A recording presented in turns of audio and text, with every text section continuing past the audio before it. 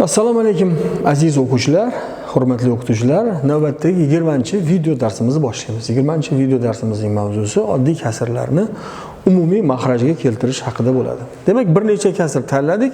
Ularni umumiy mahrajga keltirish uchun biz kasrlarni qisqartirishda bizga ekub mavzusi yordam bergan bo'lsa, kasrlarni umumiy mahrajga keltirishda ekuk mavzusi yordam beradi. Ya'ni biz 10 va 25 sonlariga bo'linadigan eng kichik natural sonni izlaymiz. Demak, 10 va 25 ga bo'linadigan eng kichik natural son 50 ga teng.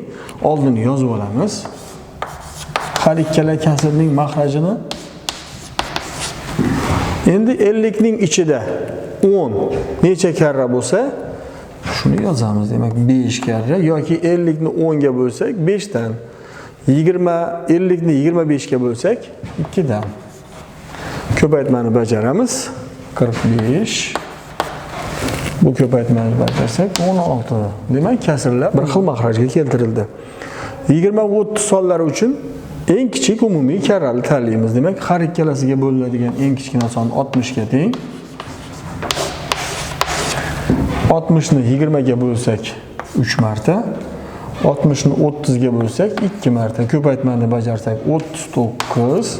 Ko'paytmani bajarsak 22. Demak, 60 dan 39 hamda 60 dan 22 kasrlari hosil bo'ldi. Endi 35 va 70 sonlar uchun ekuk har ikkalasiga bo'linadigan son. Ularning ikkalovidan biri ham bo'lishi mumkin. Demak, 70 har ikkalasi uchun umumiy mahraj bo'lganligi uchun 70 ni tanlaymiz va 70. Ikkinchi kasrni o'zini yozamiz. 70-da 35 2 karra, bu ko'paytmani bajarsak 16. Demak, 70 dan 16 va 70 dan 19 kasrlar hosil bo'ldi. Endi 40 va 30 sonlariga bo'linadigan eng kichik umumiy son 120 ga teng. 120 ni yozib olamiz. 120 ning ichida 40 3 marta, 30 4 marta ko'paytmani bajaramiz. 39, bu ko'paytmani bajarsak 68 va natijada 120 dan 39 va 120 dan 68 kasrlar hosil bo'ldi.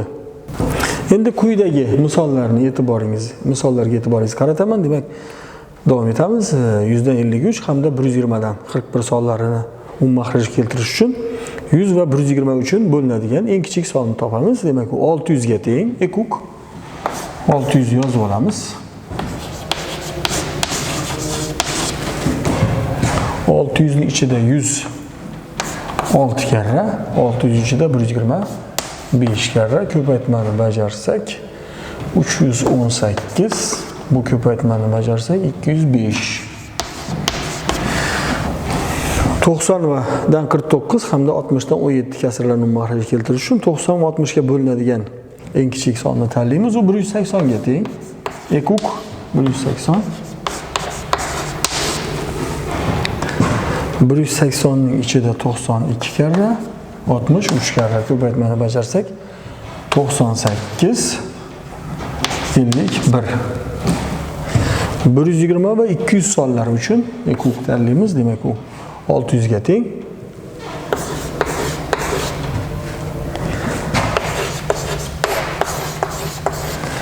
ning ichida 125 karra, 203 karra. Ko'paytirsak 65, ko'paytirsak 39. Demak, oxirgi 8-mashqimizda, misolimizda 50 bilan 7 o'zaro tub sonlar bo'lgani uchun biz oldingi darslarimizda aytib o'tganimizdek, o'zaro tub sonlar uchun ekuk ularning ko'paytmasiga teng bo'ladi bu yerda. 50 va 7 ning ko'paytmasi 350 ga teng.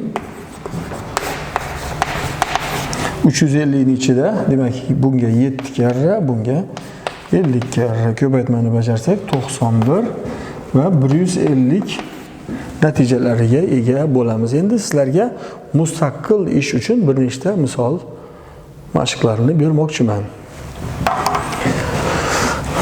Quyidagi misollarni mustaqil ish sifatida umumiy mahrajga keltirib yechishingiz mumkin. E'tiboringiz uchun rahmat.